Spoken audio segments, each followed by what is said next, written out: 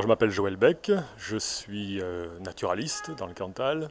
Il y a beaucoup d'attentisme et sans doute aussi pas mal de bonne volonté, mais on reste peu ambitieux. C'est-à-dire qu'on est quand même toujours dans une certaine frilosité, craignant que ça arrive d'en haut, que la déclinaison locale ne soit pas là, que les financements éventuellement ne trouvent pas la filière descendante comme on pourrait l'espérer. Et dans des territoires un peu exigeants comme les nôtres, avec un bel environnement mais quand même des difficultés économiques, ça a été la première, on va dire, la première évocation palpable.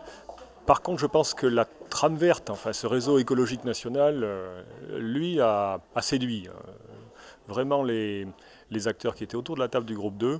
Bon, après il y a des déclinaisons, les contraintes qui ont été évidemment vivement débattues. On n'a pas l'habitude, encore une fois, de se voir imposer des choses. Et tout le monde est d'accord pour protéger un peu et d'aller vers l'excellence. Bon, c'est déjà un premier point. Je trouve qu'au moins cette mesure-là doit largement être mise en avant au niveau national. Tout ce qui concerne les pesticides, l'effacement des barrages, là on a beaucoup de mal. C'est-à-dire que là vraiment on reste sur des points de blocage durs. On sent que les acteurs de ces filières-là, agricoles, producteurs d'électricité en barrage, ont du mal à comprendre que maintenant il faut changer d'optique. Il faut faire des priorités et si on regarde à une certaine échéance qui est celle de la disparition d'énormément d'espèces sur la planète, végétale ou animale, je crois que notre confort a une limite, c'est celui de la possibilité de la planète. Je m'appelle Pierre Aigrier, je suis retraité, je suis revenu après une escapade de 40 ans à Paris dans mon petit village en Lozère. Nous sommes un département symbole.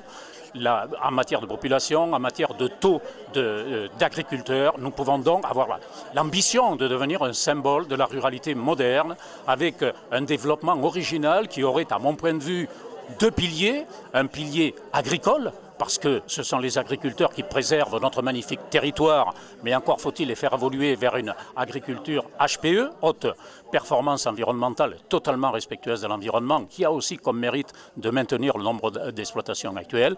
Et deuxièmement, l'autre pilier, c'est le numérique, c'est-à-dire ces possibilités de travail à distance pour ces gens qui aujourd'hui sont à mal de campagne, qui font du dégât finalement à la planète, parce que là il s'agirait de réduire à la source tous ces déplacements nuisibles, parce qu'en matière de mobilité il faut distinguer les mobilités utiles et les mobilités nuisibles. Donc faire venir des gens en Lozère qui peuvent travailler depuis la Lozère, on participe à la réduction de ces mobilités nuisibles, donc on est bien dans une logique de développement durable. Et là je profite du Grenelle de l'environnement, que je trouve une excellente initiative pour poser la candidature de la Lozère comme territoire laboratoire en développement durable, c'est-à-dire de dire essayons de mettre en œuvre, en accélérer les décisions qui vont être prises fin octobre à la fin du Grenelle de l'environnement et effectivement de nous positionner un petit peu en avance, parce que en tant que département symbole, nous pouvons également être source de nouveaux savoir-faire exportables en France et pourquoi pas en Europe.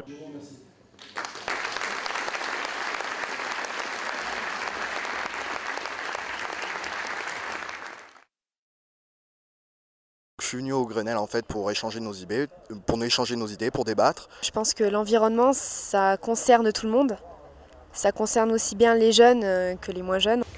Quel est le point où nous devons agir vite? Il faut que ce soit la population qui fasse plein d'efforts pour justement protéger l'environnement.